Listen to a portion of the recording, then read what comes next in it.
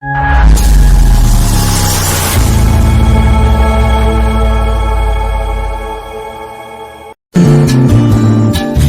அறிந்த மனிதன் மறந்து போகலாம், உங்க கிருபையின் மேலென்றும் இருக்குமே.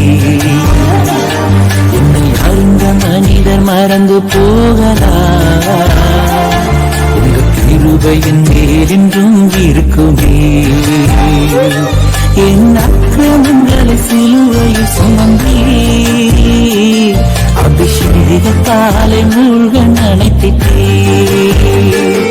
என் அக்கிரமங்களை சிலுவையில் சுமந்தே, அபிஷேகத்தாலே மூழ்க நினைத்திட்டே. துயரன் கையில் இசையும் களிமண் போல, துயரன் கையில் இசையும் களிமண் போல, என் சித்தம் அல்ல உன் சித்தம் போலாகும்.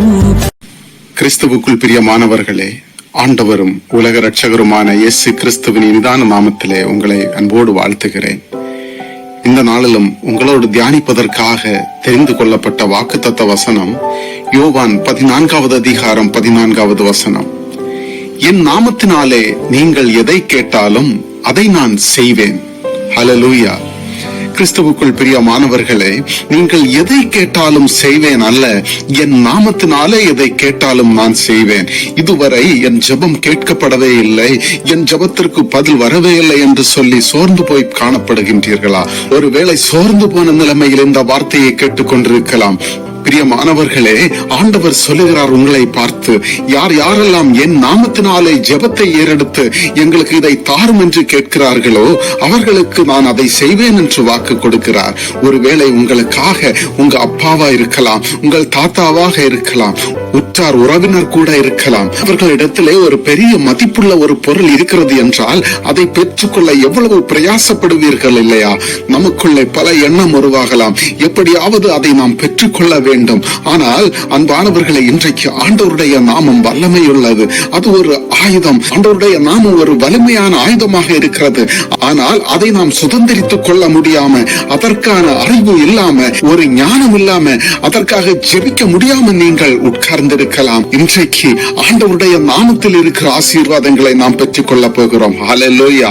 யோவான் 14வது அதிகாரம் 16வது வசனத்தை நாம் வாசிக்கும் பொழுது, இதுவரைக்கும் நீங்கள் என் நாமத்தினாலே ஒன்றும் கேட்கவில்லை, கேளுங்கள், அப்பொழுது உங்கள் சந்தோஷம் நிறைவாயிருக்கும்படி பெற்றுக்கொள்வீர்கள்.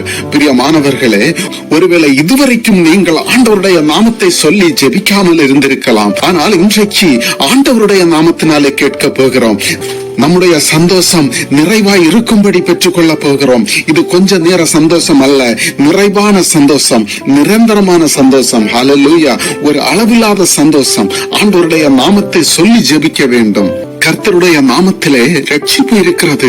இன்றைக்கு உங்க குடும்பத்துல, உங்க வீட்டுல ரட்சிக்கப்படாமல் இருக்கிறார்களா? நீங்களும் கூட சொல்லிக் கொள்ளலாம். குடும்ப ஜெபம் கூட ஒரு நாள் ஜெபிக்கிறேன், அடுத்த நாள் ஜெபிக்கிறது இல்லை.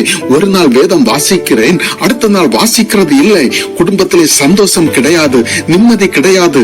கணவன் குடித்து விட்டு வர்றாரு, தகாத வார்த்தைகளால் திட்டுறாரு, நிம்மதி இழந்து காணப்படுகிறீர்களா? இன்றைக்கு ஆண்டவருடைய சமூகத்திலே உண்மையாக உங்களை ஒப்பு கொடுத்து ஜெபிப்பீர்களானால் உங்கள் கவலைகள் மாறும், உங்கள் குடும்பத்திலே சந்தோஷம் உருவாகும். விசுவாசிக்கிறீர்களா? உங்களுக்காக ஜெபிக்க போகிறேன்.